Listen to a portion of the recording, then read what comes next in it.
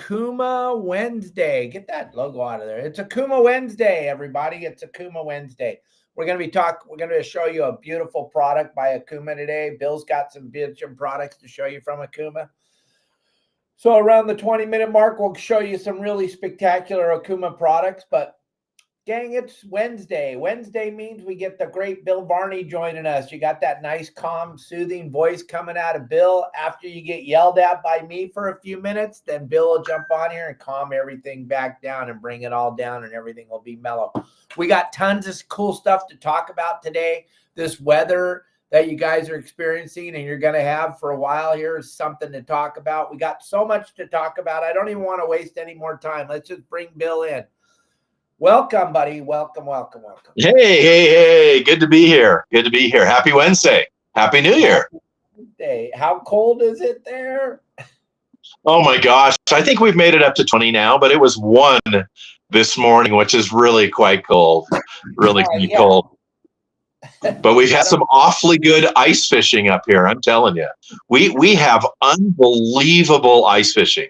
Yesterday, a guy pulled probably a 30-pound pike through the hole in the ice. You've never seen anything like that. When that, it's like a giant barracuda. It's like a 3-foot long, 4-foot long barracuda. So when that thing rolls out of this little hole, this hole's like this big around, just big enough for the body of the pike to get out of that thing. It's just amazing. Just great fishing everywhere. Incredible. Wow. That is weird. No, I've never seen it. But you know what? Those fish wouldn't feel any pressure from me because I guarantee you I'm never going ice fishing. Promise. I'm not going.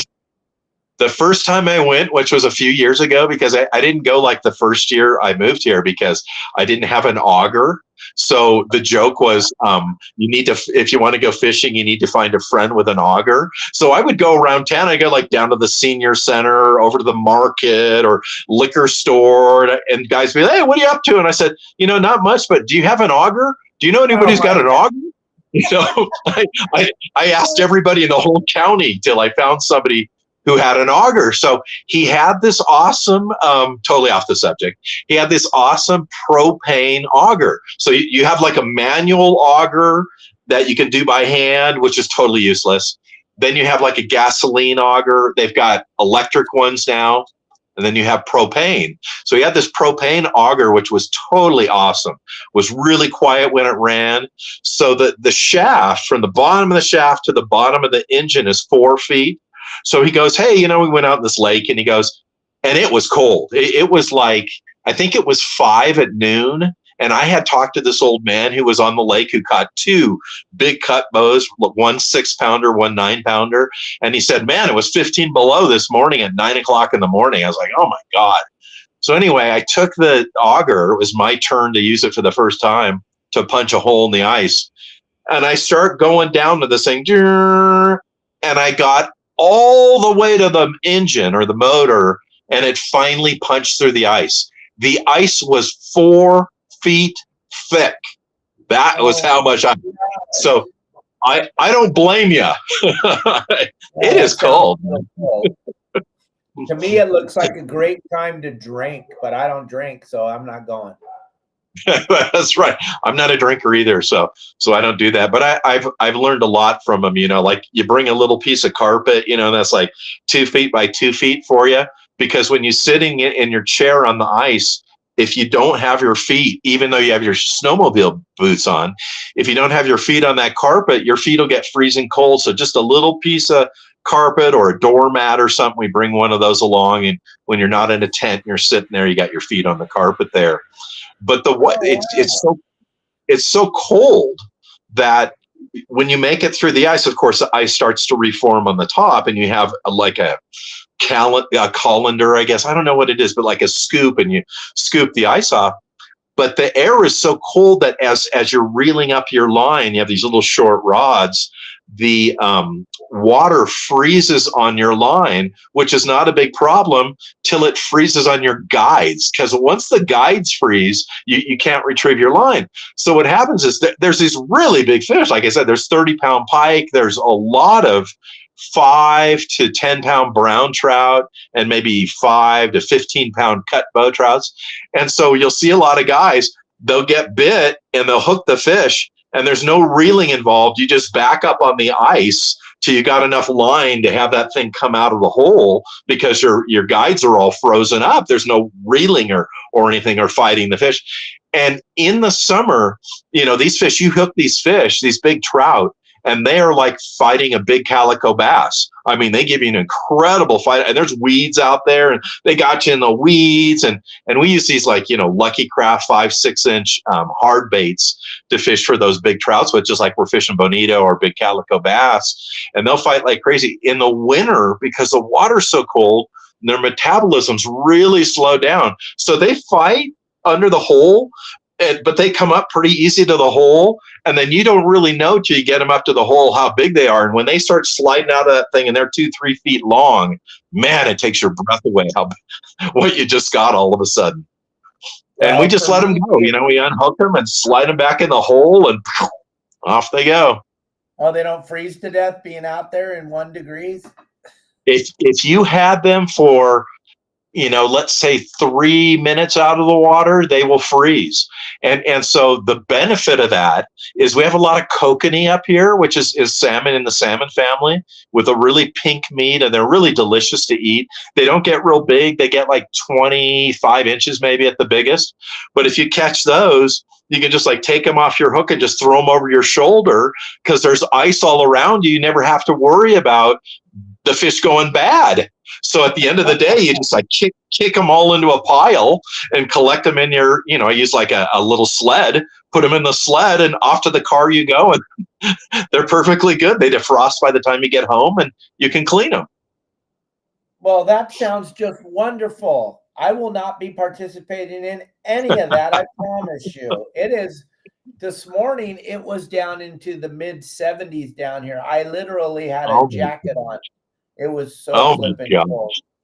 That's freezing now. It's 85, and the ocean's 74 or 77 degrees, and the tuna fishing's insane. And we don't have to cut a hole in the ice, and my guides didn't freeze up. So, hey, but we got unusually warm water down here right now. I know they got unusually warm water in Southern California. So let's delve into that for a few minutes. Let's talk about this El Nino, because you are just like me. They've been saying El Nino since 1983. Every year they predict an El Nino. They have. I'm sorry.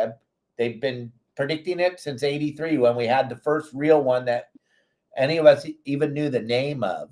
So what do you think? Is this a real El Nino this time? I think it is. I mean, the meteorological prognosticators have been talking about this particular El Nino now for 3 or 4 months, and they saw it form. And of course, what it basically is it's a bulge in the warm water to the south of all of us that pushes north and pushes away the cooler water. When we're looking at the water temperatures all the way to Santa Barbara are still up in the 60 degree, 62 degree. I mean, Santa Barbara was 61 the day before yesterday at a time of year where it's normally about 56 right now. So it is warmer. And then the other thing is, we had this giant swell. And just to give you an idea how big that swell was, Dave, the last time the surf was this big at Lanada Bay up in Palos Verdes was in 1968, when Greg Knoll was the first one to surf Lanada Bay. And the waves were 20, they're like 30-foot back waves, 30-foot faces and 20-foot backs of these waves. It was huge surf. So when you see surf that big, you really would expect a big upwelling of cooler water. And we really didn't see that. And then I were just talking a few minutes ago. I said that in the last 2 days, I've received 2 reports of Corbina, one from Hermosa Beach, and the other one from San Diego, La Jolla and San Diego, of pretty nice sized Corbina that were caught in the last 2 days. Very unusual for this time of year. Not completely unexpected, but yeah, I think we're in an El Nino year for sure. All right. Now, a big question we're getting from a lot of people, and you guys, if you don't know how the show works on Wednesdays, on the screen there, either YouTube or Facebook, you have an area where you can leave a comment. If you have any questions you want to leave for Bill or for myself, feel free to type them in there. We will do our very best to answer those questions. But what I'm hearing a lot from everybody is, how is this giant swell going to affect the surf fishing when it calms down? What do we got to look for? Our beaches are all going to be rearranged. Things are going to be totally different. I'm walking down the beach at the beach I usually fish. Now I can't fish there because the spot I fished isn't there anymore. What am I looking for now? What are we going to be doing, Bill? How are we going about this? You're exactly right. These big swells, and especially when they're accompanied by wind, reshape the beach. I mean, the beach has rocks, but the beach is mostly sand, hence the name beach. And that sand moves around. And so all of these holes and troughs and things that people have been fishing all summer long, many of those will be gone, and the sand that was there is going to be moved most likely down the beach from the north to the south. And what we normally find in years like this is, first of all, we find that rock structure, much of which has worms in it, because of course there's 3,000 variety of saltwater worms in the marine environment, that is exposed. And that stuff's been under sand for years, and all of a sudden it gets exposed. I just call them the worm condominiums, because you'll look at a lot of these rocks that are sandstone, and once they get uncovered, you'll notice that they have all these tiny little holes in them, which are worms and worms and crabs that live in there, little sidewinder type of crabs and different short crabs. And so the fish feed on those. So that's the one thing you want to look for this time of year, is you want to go walk the beach, certainly at a low tide, and find areas where new rock is exposed, and you have new areas to fish. The other thing to remember this time of year is that, those swells are going to always work against you. So I'm always looking at like the leeward side of a jetty to fish. So if I'm in Huntington Beach and I'm looking out at the jetty at Bolsa Chica, I'm not going to fish on the right-hand side, the north side of it. I'm going to fish on the south-hand side of it, because the swell, as it comes down the coast, is hitting that north side, and the south side's getting protected, and that's where the fish are hiding, the oxygen is, and their feed is spinning in a circle there. So that's where you're going to find the fish generally. And then the other thing is that if you look at a map of the California coast, particularly if you go to Google Earth and look at it, there's a lot of areas along from Santa Barbara to the Mexican border there that face south to some degree, or to a lot of a degree. Really good example would be the Malibu to Leo Carrillo, or Malibu really all the way to Point Mugu zone. Much of that is facing south. So when this big swell comes in, it bypasses that, because it's not facing it. It's actually got its back to it. And those become very productive areas for fishing in the wintertime, because the fish will congregate there, because there's enough movement for there to be oxygen and food and a place to hide, but it's not overwhelming like any west-facing beach would be. Oh, okay. Well, that makes a ton of sense. That's stuff I didn't think about. That is going to help all of us out tremendously. Now, with all this movement and all this stuff happening, we come out of this. Today we got rain. We're going to have an afternoon breeze. And then tomorrow it's kind of looking like it's going to straighten up a little bit. But then the weekend again, it's just gnarly. If you guys haven't seen what's going on this weekend, the wind is going to be blowing harder in not San Clemente Island, San Clemente, California, than it will be blowing at San Miguel Island at 8 o'clock in the morning on Sunday morning. Devo, down there where you live, you're going to be hitting 25 to 30 knots of wind at 8 o'clock in the morning on Sunday morning. What do you think between these storms? What's our chance of catching something in this giant mess? Is there going to be a lot of activity because everything's stirred up? First of all, I think in the interim period between now and let's say Sunday, you're going to have good surf fishing. I mean, we've already seen it after the storm has ended, as I said, with a corbina that people have caught and perch and stuff.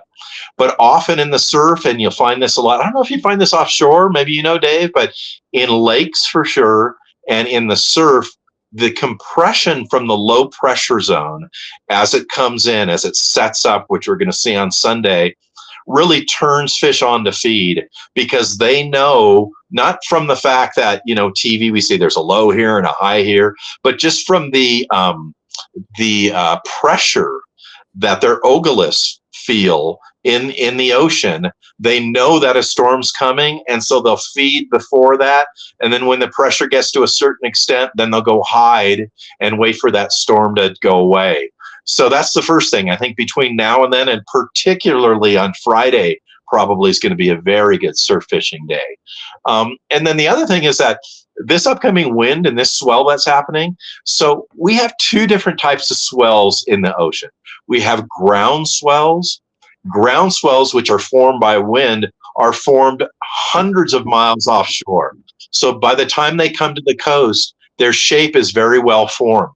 The swell that we had last week was a ground swell. That's why when you looked at La Jolla Cove and you looked at Lanada Bay and Rincon, they had these incredibly perfect waves breaking. It was really some of the biggest and best shaped surf we'd seen in years. Well, this storm coming over the weekend has a very short fetch wind swell, with swells being created less than 50 miles from shore, which is going to mean that you're going to have really odd sizes where you could have periods of small surf followed by periods of very large surf. But more importantly, the swells will be very close together. So instead of being sets of swells that are like 10 seconds apart and then a break of several minutes and then 10 seconds apart, you're going to have swells that are 4, 5, 6 seconds apart constantly for hours. And so that may turn over the water, which we didn't see with that big ground swell. It's really hard to say. It depends on how strong that push is from the south, pushing up that warm water. But this wind swell that's coming will affect the surf fishing on the beach, and it may take 3 or 4 or 5 days for it to recover. And then earlier, before we went live, you and I were talking, and you're saying that you're seeing storm after storm after storm, wind storms for the month of January. Can you talk about that for a little bit? Let the people know where they could, because like I have windy.com and I can see 13 days ahead, but I can't see that far ahead. Where do you get your info? A lot of us out here want to know where you're getting your information from. Yeah, probably one of the best places is Wavecast, Wavecast. And Wavecast, which is out of Southern California and is actually a surfing, I mean, you know, they're oriented toward surfing, so it's more of an inshore, is very, very accurate. I must say, I have been following meteorology for decades. And some meteorologists are good. The rest, which are the ones you see on the news on TV, are not as accurate. Nathan Kuhl, who is the meteorologist here, the chief meteorologist, he's very accurate. And so what Nathan does is he not only, you know, gives you a forecast of the wind and the weather and the surf and the water temperature and all the stuff that we need to know, he actually looks into where all of these swells are originating, and he gives you it in graphic format, much from NOAA, showing you exactly where, in this case, in the Aleutian Islands, these storms are beginning to spin off really the outer edge of Russia or Mongolia, and then become a storm in the Aleutian Islands, and then make their way down the coast and eventually come to Southern California. But when the summer comes, so much of our storms come from the south, and there's two major areas where they come from May to, let's say, October, and that would be way down by Australia, New Zealand, Picatin, and then off of Antarctica. And then from there north, and those storms, they're originating thousands of miles away, and their swells are making it all the way to Southern California. And so if you've got 30-foot surf off of Antarctica, it's going to be about 4 to 5 feet when it gets all the way up here. Then when we get to about June, the hurricanes begin to form off of Veracruz, Mexico. So if you were to look at a picture of Mexico, right below Mexico, Veracruz, which is right above the border of Honduras, I believe it's Honduras, or Panama, and Mexico, is a very small area of land between the Gulf and between the Pacific Ocean. And that is where all of these hurricanes originate, that we get a large percentage of them in the summer start right there. And so he follows all of those from land into the water, and then their strength and their direction and so on and so forth. So Wave Cast is a great thing to review because he comes out 2 or 3 days a week and gives you updated information. He gives you information that's good for 2 or 3 weeks in advance. Everything you need to know about surfing, surf fishing, being on the water is right there. Nice. Hey, real quick, I know we're into this big time, but let me show you guys something. This is the new Alejo series reels by Okuma. This is their 2-speed reel. John Bretza calls it the mini Machaira. He's been on our show before. This is an incredible machine. Watch this. Look at this real quick. I want to show you this video real quick, and then Bill and I'll get back into discussing what's coming down the pipe. Hey guys, this is John Bretza, Director of Product Development for Okuma Fishing Tackle. And what I have here is exciting, new, upgraded Alejos 2-speed reels. For all you tuna guys, bottom fish guys, anybody that wants something that's super durable, heavy duty, but you can fish lighter tackle, this is it. I refer to this as a mini Machaira. So what we've done with the Alejos updates is that we've taken the dual force drag system that's in the Machaira and we've mirrored that inside the. Isn't that crazy how bitchin' that reel is? That reel is incredible. If you want to learn more about this, you can look up Alejos, the Alejos 2-speed reel on YouTube. There's videos about it. But gang, this thing is like a winch when you're catching that yellowfin. I just caught a whole bunch of yellowfin on New Year's Day with Pete Grosbeck. I was using the Alejos, and I didn't even have to use the rod. I just put the rod on the rail and just turn the handle, and it just winches those fish right in. It's a phenomenal reel, and it looks really good on those the PCH rods. It looks like they were made to fish with each other. It just complements the rod so much. Check out the Alejo series reels at Okuma. You can get these at your local tackle stores. If they're not selling them at the local tackle stores, tell them you need them. You got to get those Alejos in here. We want these, gang. Let them know. You will not be disappointed with this reel. It's like John said, it's the mini Machaira. And if you know anything about Machairas, you'll know what we're talking about. So I just wanted to show that to everybody. And thank you, Okuma, for being a part of our shows on Wednesday. We both appreciate it. Since we're talking about reels for a minute, Bill, I know you have a couple of Okuma reels there that you and I were talking about earlier, how bitching they are to fish in the surf, because not that they're a poorly made reel, but they're less expensive than the big dog reels. And you and I, we talked before we went live. We're not always holding. Sometimes we bring someone else with us and they're holding the reel and they like to lay it down. Go ahead. Yeah, you got me on my soapbox now. Uh-oh, putting those rods down in the sand. Ay caramba. You know, when it comes to a surf fishing rod, you can spend $300 or $400. The sky's the limit. As long as you don't back over it or swim in the car door or something like that.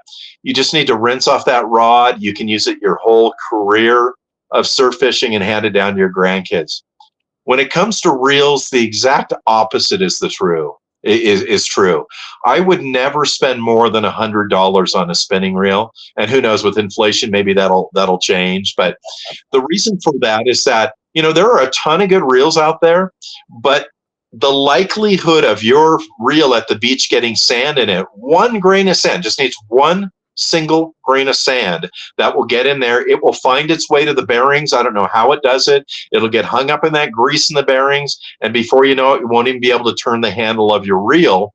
And the thing about most spinning reels, unless you're up in the $1,000 range, is they're not serviceable. They cost too much to take it all apart and clean it all up and put all the new parts in and put it back together. So I always I always purchase reels that are under $100. And a couple of the best reels that are made are by Okuma for the surf. One of them was the Rocks reel, which they no longer manufacture. And then another one are these Avenger reels.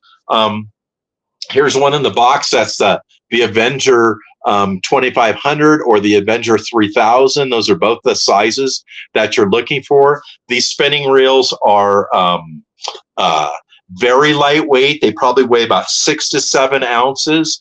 They cost somewhere between $50 and let's say $75, depending on which size you get. And when you take a look at one, I took one out of the box here, and course, it's got line on it. I love using this Cajun red Zepco line in the surf because it's really easy to see. But they've got enough ball bearings where they have very good action to them. They have a great drag on them. It's a great bargain.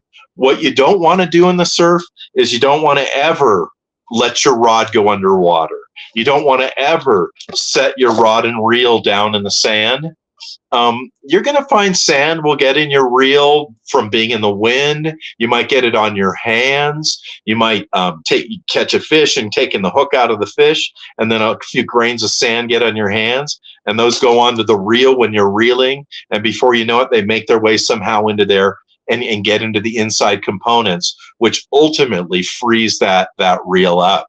So stick with the less expensive reels. I tell everybody, when you see, these Avengers go on sale for $60, $55, buy a couple of them, put line on both of them, put one in the trunk of your car. So if you go down there in the morning and you realize your reel had gotten wet and you can't turn the handle, you can take it off, put on the new reel, re-rig it, and you haven't lost a tremendous amount of money.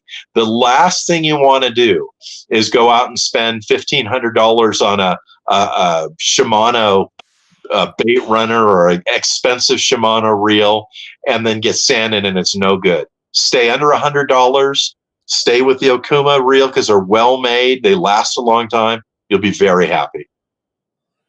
Yeah, and even you and I were talking before we went live, even as much as we both try to emphasize the fact that you cannot let it touch the sand.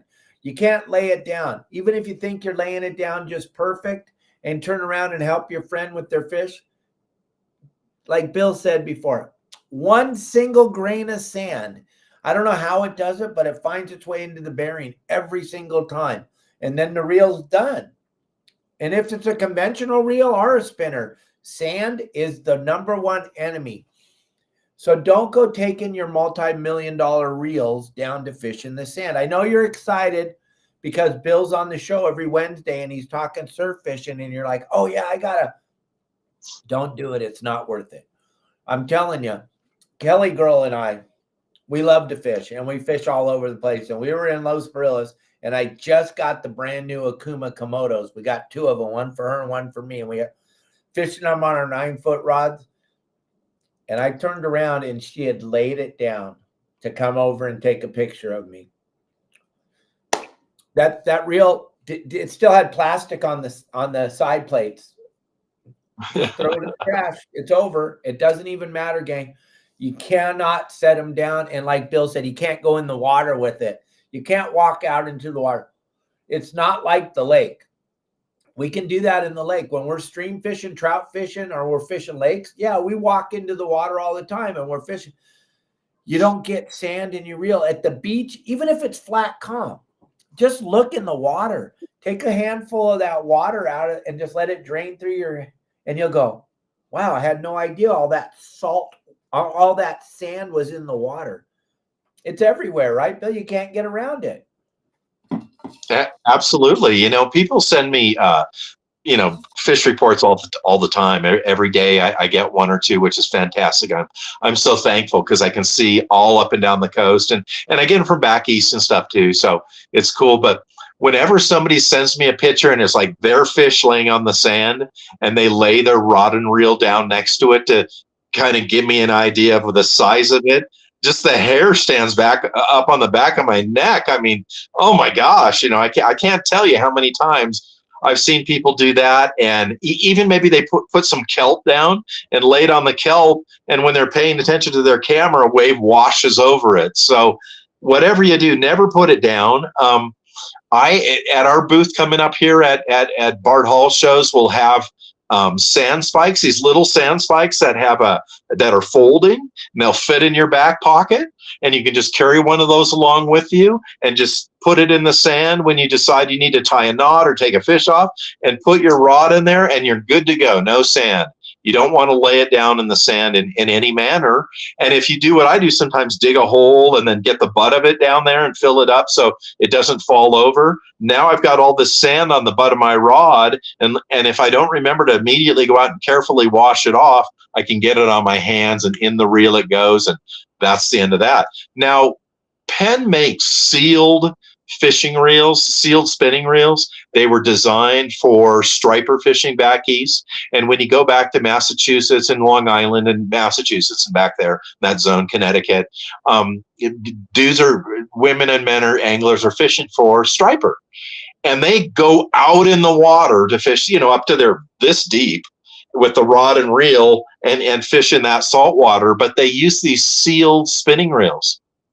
The reason that we can't use those here on the West Coast is that the smallest model made weighs about 2 pounds.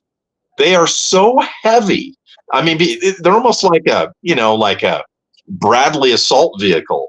They're so heavy. They have all this extra metal on the outside of them that for our light line surf fishing, for the way that we walk up and down the beach, for the number of hours that we fish in surf fishing now, they're just too heavy to use. So nobody's come up with a sealed lightweight reel. And when they do, I know from these other reels that were sealed, they're very expensive. So just stick with those inexpensive ones and whatever you do, don't put your rod down in the sand. Don't put it in the water. And when waves come to splash up on you, try to turn your back to the wave if it's splashing up and keep your rod away from the surf. Because just like you said, Dave, if you took a handful of that water, the reason that it's turbid or not clear is because there's all this sand suspended in it, spinning around, and that gets on your hands or splashes up on your reel, and then you got a good chance of having the reel break. I remember a few years back, probably about 15 years ago, maybe, I took a plastic bucket of spinning reels. I had 16 spinning reels in it up to save on tackle when my buddy Roger was running the place up there. And I went up to his reel guy and I handed it to him. I said, hey, I need you to go through each one of my spinning reels and, get the sand out there and get them running and stuff. And Roger came walking over and he looks at me and he goes, so what are we supposed to do with these? There's no way they could fix them. He just handed them back to me. He said, just throw them in the trash can or use them for parts. Yeah, because it's weird how the sand just makes its way inside that reel. It doesn't even matter. We got a couple of questions here. One is coming from me. I'm going to ask that in a minute. But Trevor was asking what kind of fish are running right now in California. Again, Trevor, if you're coming into California to go try to fish right now, it's going to be really tough to pick a window to come out on a boat and actually go fishing because of the fact that we have storm after storm after storm, and to try to predict that ahead of time. But if you do want to come out here and do something really exciting, we are hoop netting right now, and the hoop netting is absolutely off the hook, the best lobster fishing we've seen in a long time. So if you and your family were to come out here, you're each allowed to have 7. And how cool would it be to come to Southern California and catch the most sought after lobsters in the world? And I have this conversation, Bill, all the time with the people from New England and Maine. They're like, ours are the best. And I say, well, why do ours cost $38 and yours cost $12 if yours are the best? That's, I know $100 bill is worth more than $1. I know some of you like dollars, and that's cool, but it's the same thing with lobsters. If the lobster costs $38, it's probably for a reason, and yours costs $12. It's probably for a reason. I don't know. We talked about this with Tommy Gomes. People have their taste. Their taste is their taste. But until you've tasted our lobsters. So, Trevor, I would come out to Southern California and go lobster fishing. Then I know I'm going to catch something because the lobsters love the weather. Then the next thing, Bill, this is braided line. I just got this through a text message from Evan. You want to know braided line in the surf. Do you use braided line? Do you use monofilament, and why? Okay. Going back to the last question, just real quick, the stuff that's running right now in the surf would be really all of our California surf fish, with the exception of Corbina. They're normally dormant, quote unquote, in the winter because they go in the estuaries in the back of the harbors and so forth. But with that said, in the last 2 days, I've gotten 2 reports of them. So really kind of everything, but in particular this time of year is really good perch fishing for barred surf perch, walleye surf perch, and calico surf perch. But going to the question of braid, I do not use braid in the surf if I'm fishing with bait. And the reason for that is that braid has no stretch to it. So if I was fishing braid in the surf, you know, when you're fishing in the surf and you're bringing that fish in, you've got the fish fighting you, you've got waves pushing the fish in, you've got water sucking out and pulling the fish out. You don't have the benefit of your drag kicking into gear and really giving you a benefit of a drag. For example, if I'm out on the boat with Dave and I hook a big yellowtail or tuna, that fish is going to take a long run. The line's going to peel perfectly off my conventional reel until it gets tired, and then it's going to go into the spin and make its way back up to the surface. In the surf, you have all this pushing in, pulling out in these short durations, so you don't have enough time for your drag really to kick in. So if you don't have stretch in your line, these surf fish, they have very soft mouths. It's going to pull that hook right out of its mouth. So if I'm bait fishing, I'm using a single hook like a Gamakatsu split shot, drop shot hook, or an owner mosquito light hook. I'm going to always be fishing mono because I want my rod to bend a lot and act as a shock absorber, my line to stretch a little bit and act as a shock absorber, and lastly, my drag to kick in. Now, on the other hand, if I'm saying, okay, I've got my conventional reel, so here's an example.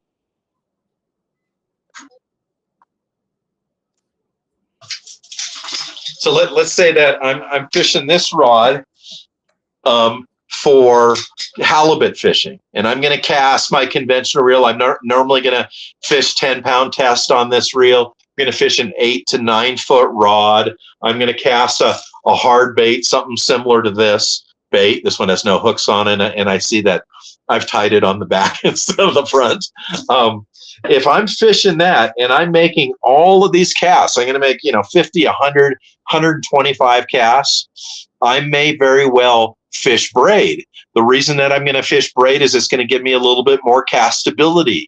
It's going to have a tendency to sink a little bit more in the water, which will help to keep my suspended bait down. But what I won't do is I would never fish for halibut using a Lucky Craft or a Battle Star bait, which is a hard 5-inch hard bait. I would never fish it with straight braid. And the reason for that is when you cast out and you're retrieving in and you're using a suspension bait, your bait is going obviously down into the water column. As it goes down in the water column, it's getting closer to the bottom. But the thing is, as you're retrieving, the bottom is getting closer to the top, right? Because you're getting in shallower water and your bait is not coming up as the bottom comes up. What will happen is the nose of your bait will hit the bottom, and as it goes back and forth like this, it will abrase that braided line right in front of your knot. So maybe the 4 or 5 inches in front of where the knot would be on your lure, get that in the center here, maybe this much is going to be abrased by the sand because the sand is rough, and that braided line will have a very easy chance of breaking. So I'm always going to have maybe about 3 feet, not enough to go through my guides, but about 3 feet of 10 or 12 pound mono, fluorocarbon or mono. And then I'm going to have the braided line on there.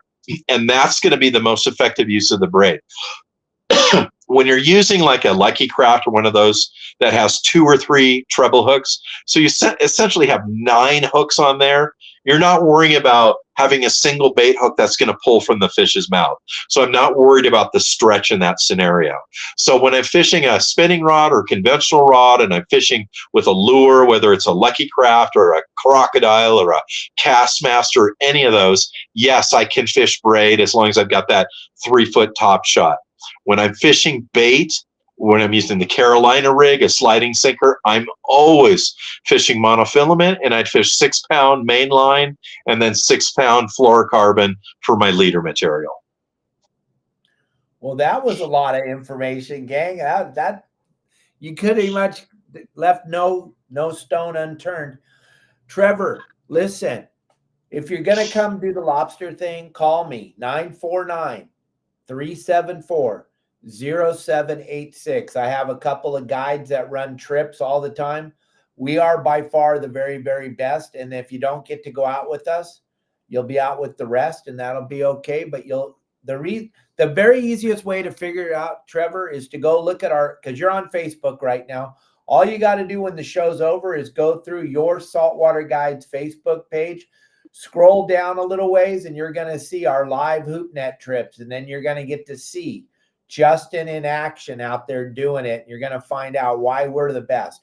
We can cover everything and anything, and we have nice big boat to fish on, super warm. You're going to have the time of your life if you and your family come out here.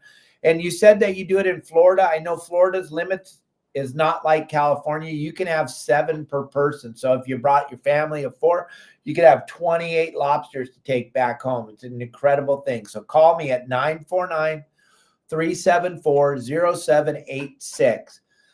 And that will get you dialed in on that trip. You'll have a ball. I promise you. It's my name. And that doesn't get any higher up the chain than that.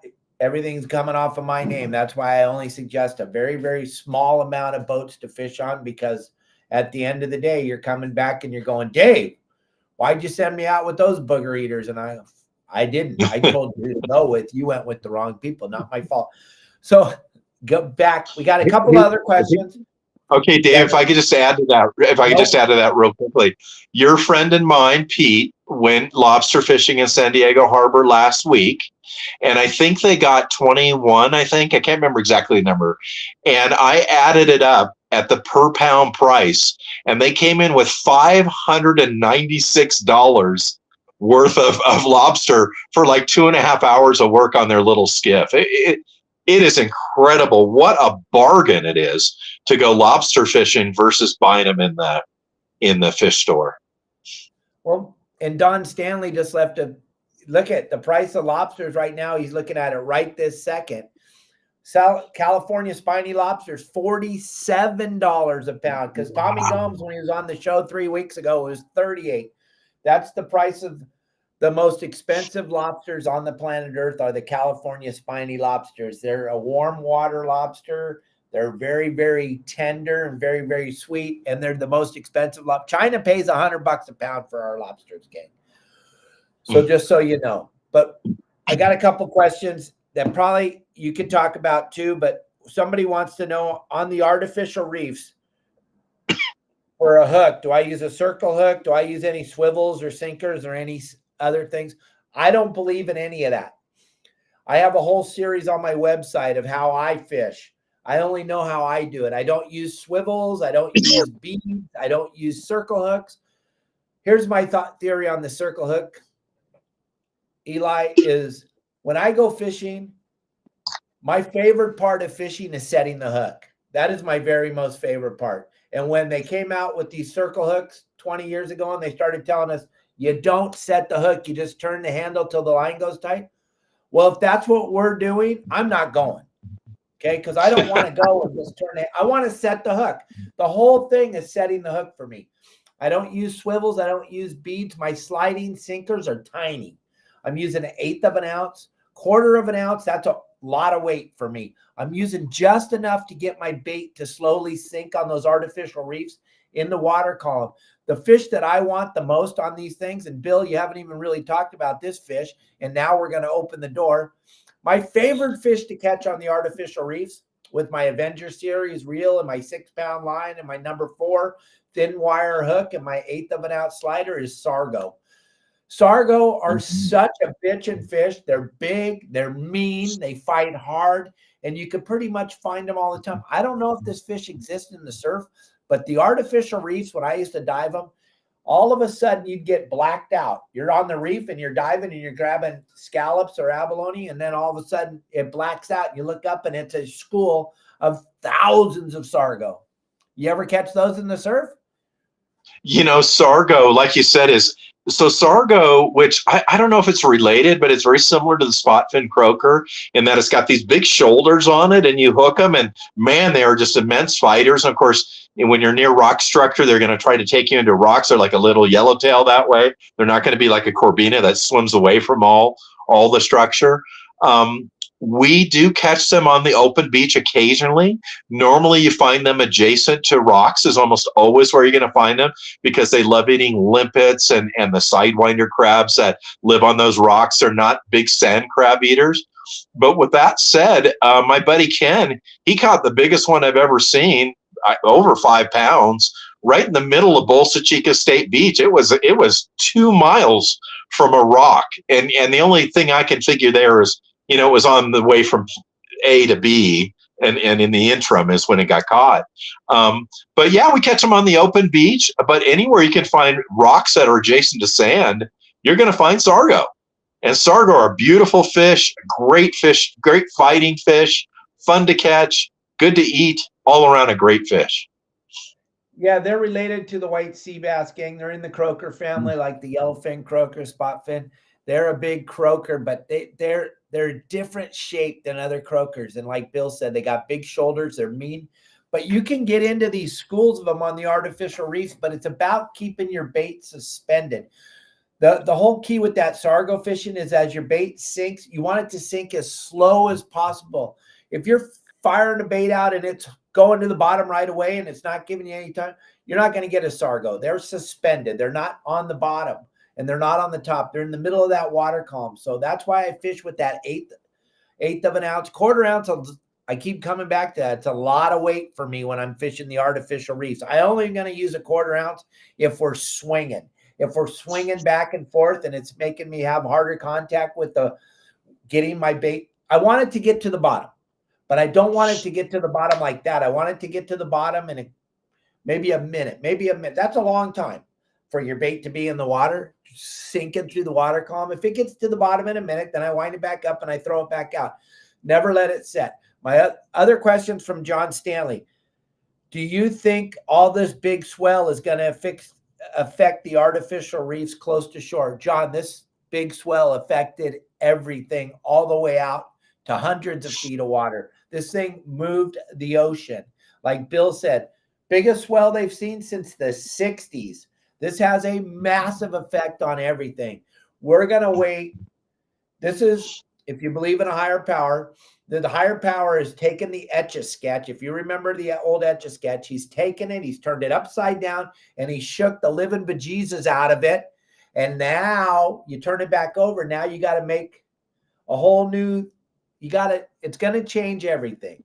So you're going to have to go out there and see. A lot of the artificial reefs in the shallower water are going to be covered with sand now.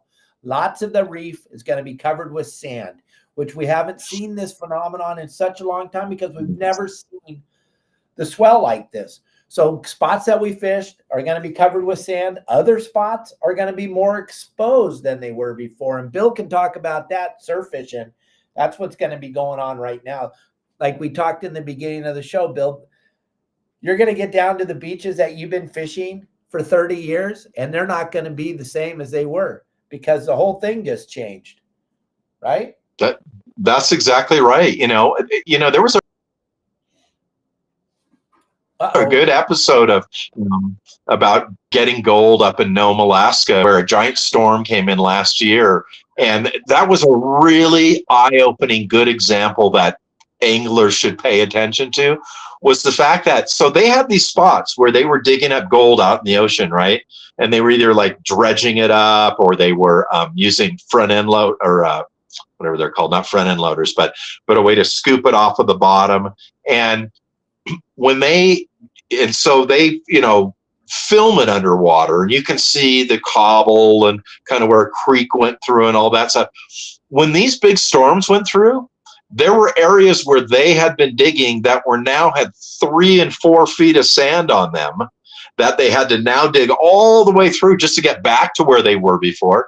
And then there were spots that had 3 or 4 feet of sand on them that were now completely exposed. So that is exactly what happens with these swells. It's not only the waves breaking and moving all that inshore sand around, way offshore, where you're talking about the Iser reefs, the Redondo artificial reef, the Hermosa artificial reef, off of Dockweiler, the artificial reef off of there. All of those can be affected by these swells that move that light sand on the bottom, either to cover things or to uncover things.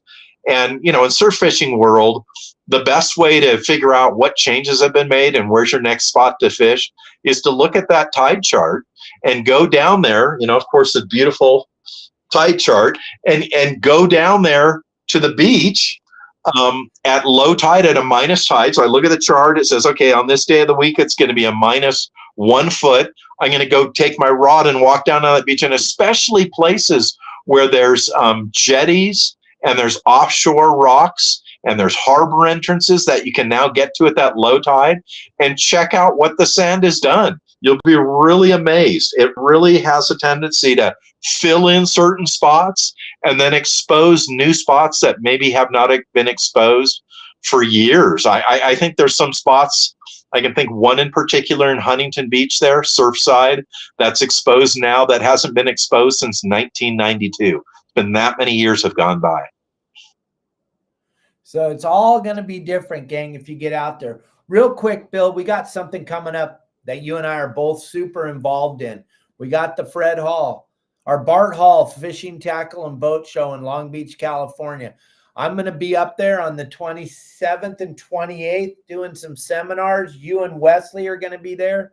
Let's talk about the Bart Hall show for the last 10 minutes of this.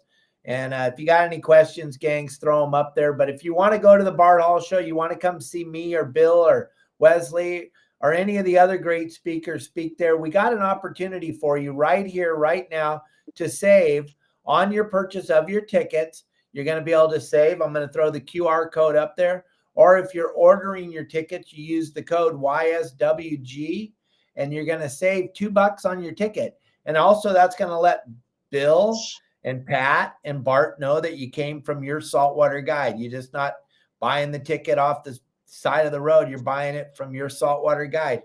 There's the QR code, gang. I just flashed it up on the screen. If you want to come, you want to save a little bit of money, grab that QR code and make sure that you come see us. Talk about the show. What do we got coming down the pipe on this show? Oh, it's going to be really exciting. I'm totally stoked. So, Dave, you're coming up. We're so glad we're going to be seeing you up there, and we're all going to rendezvous and have a good time. And you're going to have a couple of seminars on Saturday, a couple on Sunday, and you're going to cover everything from offshore fishing to hoop netting and everything in between. And, of course, there's a scene that you normally have. So we'll get some good laughs from that.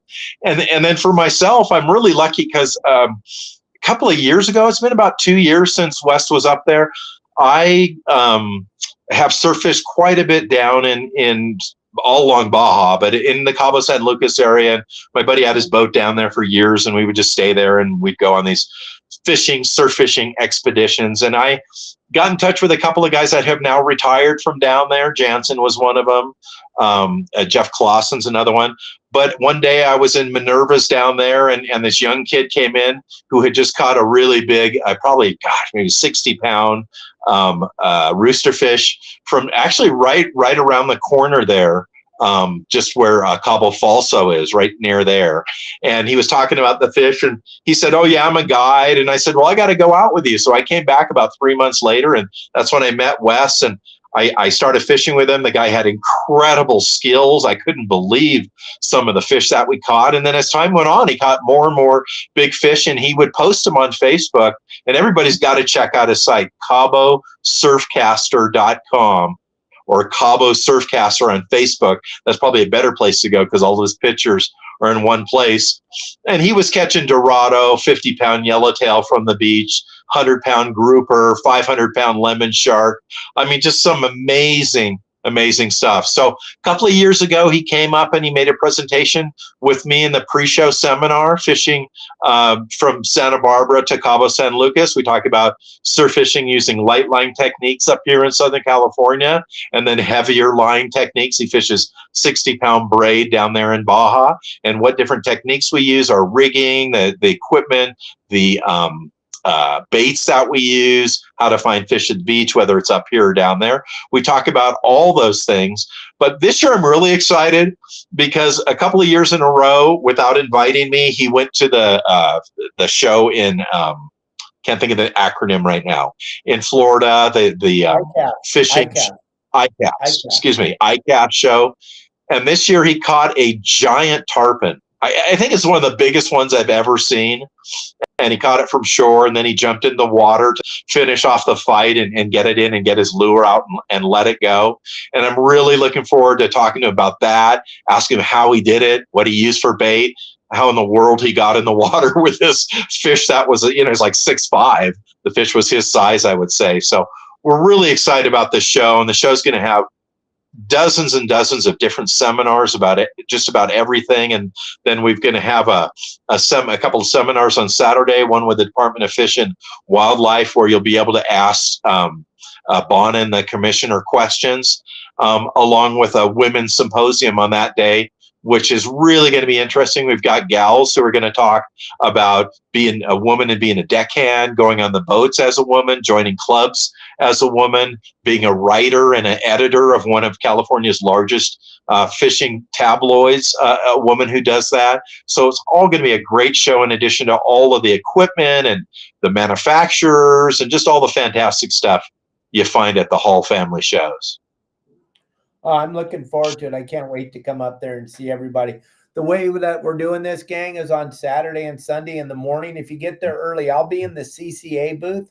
I'll be hanging out with Wayne and Chris, meeting and greeting you at the CCA booth and praying to God that you sign up, get that lifetime membership, or get involved at some level, because I want to show you guys something. There's people that are watching this that haven't seen this before. You got to see this before we sign off on this thing. Let me see if I even got it anymore. Where did it go? Where is it? Uh-oh. Did I screw this up, Elliot? Did I ruin it? I may have. I think I lost it. God dang it. Okay, I lost it. Frank Lepresti, I have a video. I don't know what I did with it. I screwed it up. I lost it.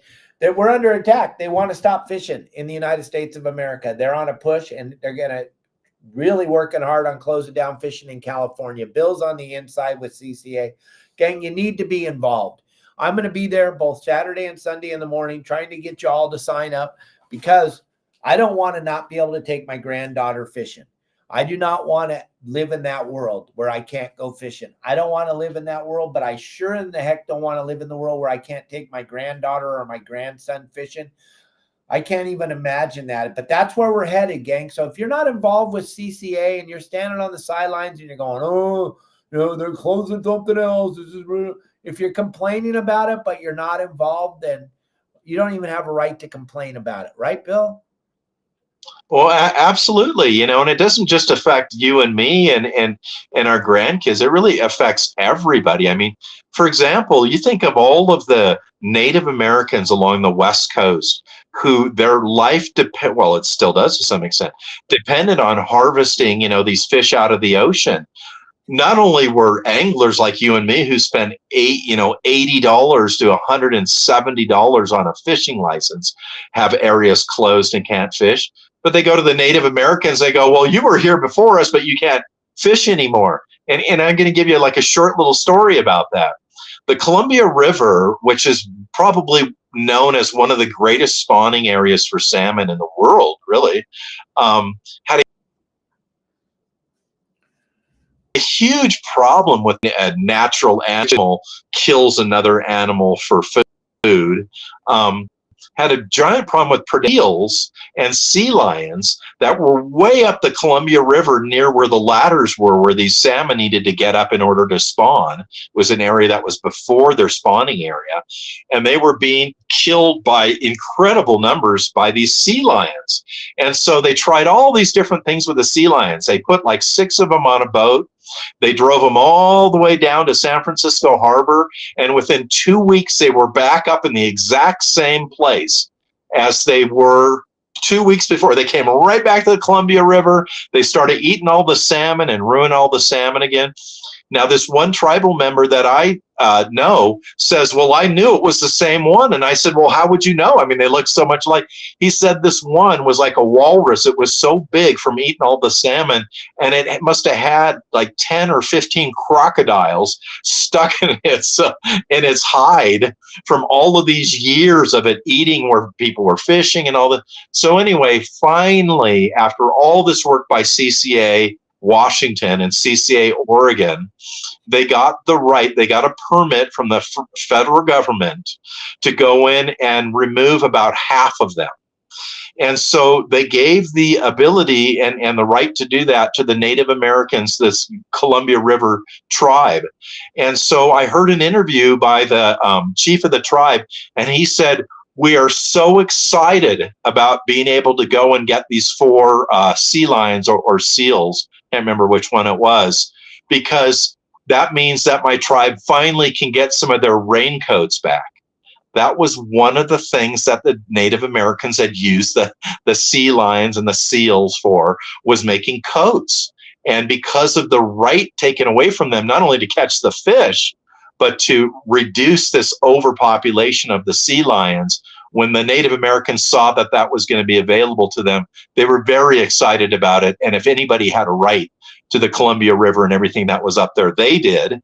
And if it wasn't for CCA Washington and Oregon lobbying, not only in the state governments, but in the federal government for about 6 years, that would have never happened. So it's a real good reason to join CCA. They're out there trying to keep, fishing open to all anglers. But besides doing that type of stuff, they also do incredible hatchery science down at Hubbs Research Institute.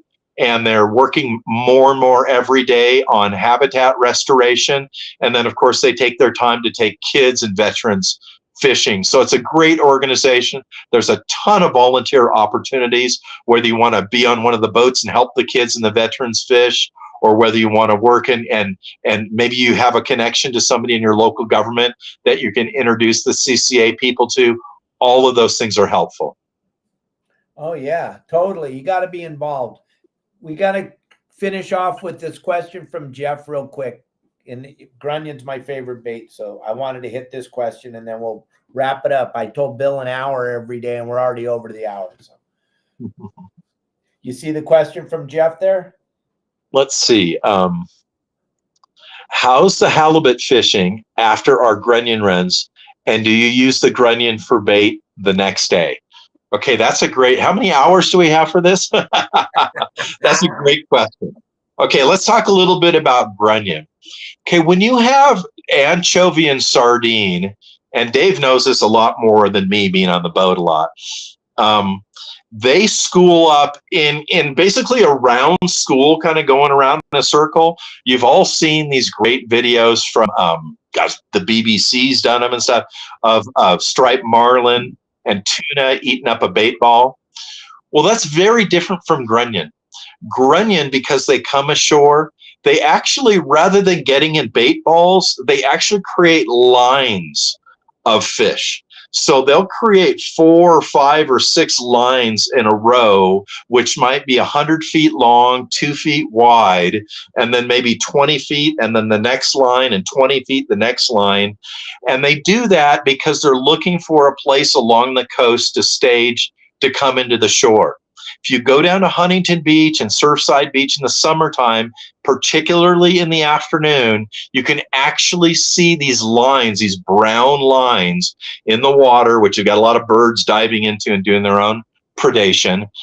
You can see those in the afternoon, and those are the grunion staging to come along the beach. In the meantime, there's all these fish, halibut, spotfin, yellowfin, croaker, corbina, coming up on the bottom of them, pushing them up, and that's why the birds can dive and eat them from the top. And then when the tide is correct and they get the right area, that's where they come in and they spawn in the sand. They're an amazing fish. I mean, think of that fish. They can get out of the water, they can dig a hole in the sand, they can bury their eggs, they can undig themselves, they can wiggle back to the water, and then they live. Like, can you imagine taking a trout out of the water for 5 seconds? It can barely swim away. So really, they're an amazing fish. So the secret is that whenever they're out there, the halibut are following them around till they find the spot where they're going to come into shore. And that is the secret to fishing grunion and using the grunion run as a place to catch halibut. Who knows? Where do they come in? Well, you really don't know where they come in. So there's a couple of places, a couple of ways to find that out.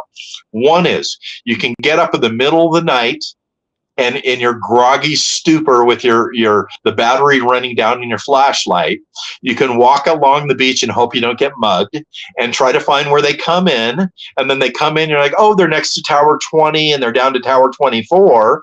And then what you do is the next day, the next morning, the next evening, and probably for up to another week afterwards, you can come down and line yourself up with that same spot and fish right there for halibut.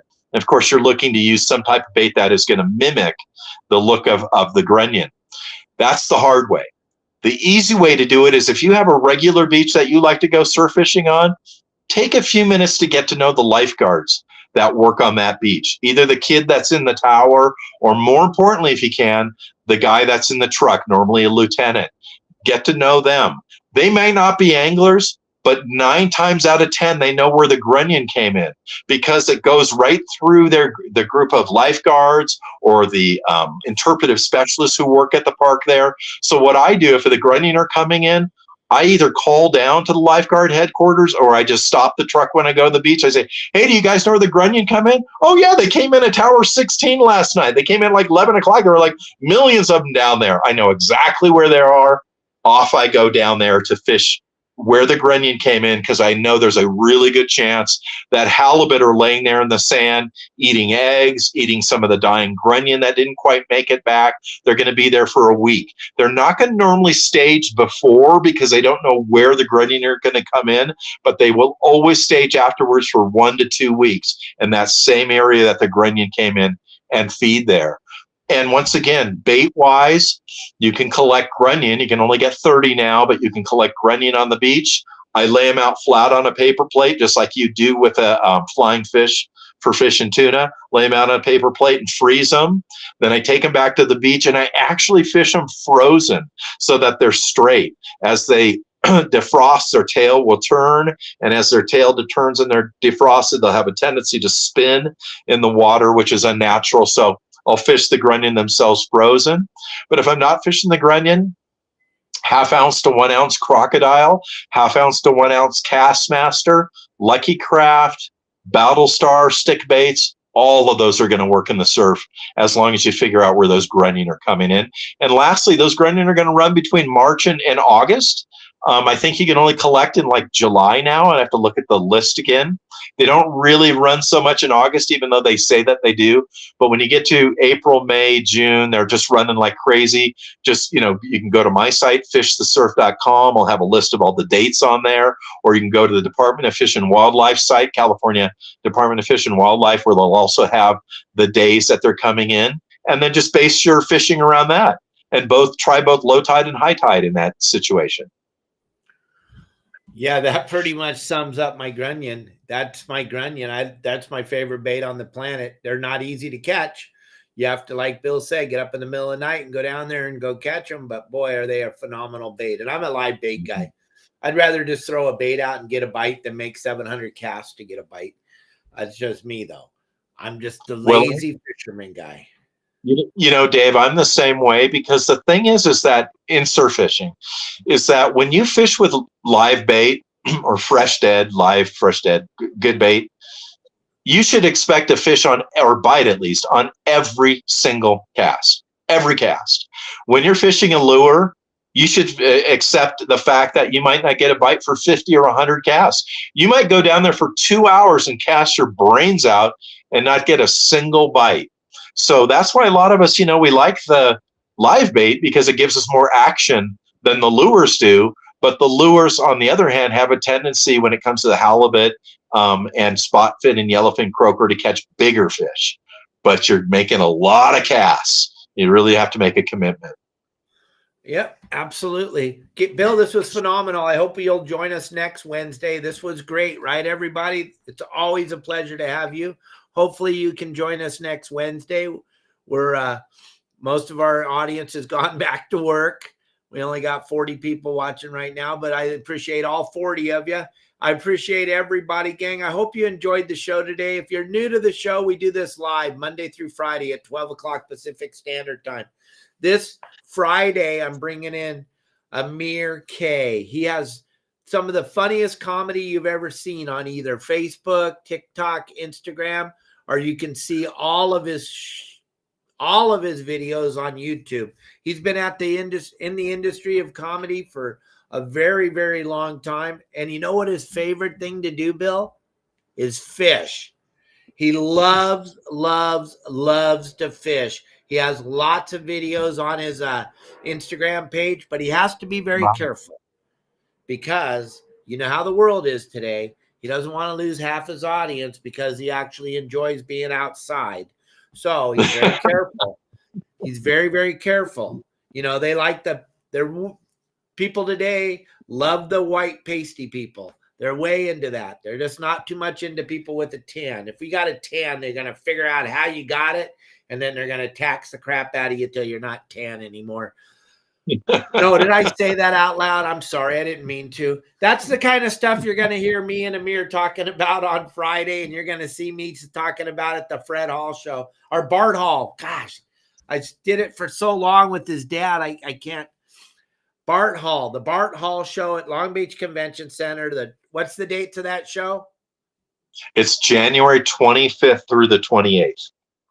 And I will be there the 27th and 28th. I'll be at the CCA booth in the morning, getting the show started. Then I'll go over to the Akuma booth and the Promar booth. And then I'll be on stage at noon, and I'll be on stage at 3 o'clock. So please stop by and see myself, see Bill. Grab those tickets, that QR code's on the video. Just rewind it and go watch it. You'll see it. Get Bill's calendar. We talk about it every week. He even talked about it today on the show. If you want to know when the tide is and what's going on, grab that calendar. The QR code's right there on the screen. I will see you all tomorrow. Hopefully Kelly Girl will be with us. I'm hoping and praying she will be. And then on Friday, we got Amir K. Go check out all his comedy. He's a funny, funny man. Bill, thank you very, very much. And everybody.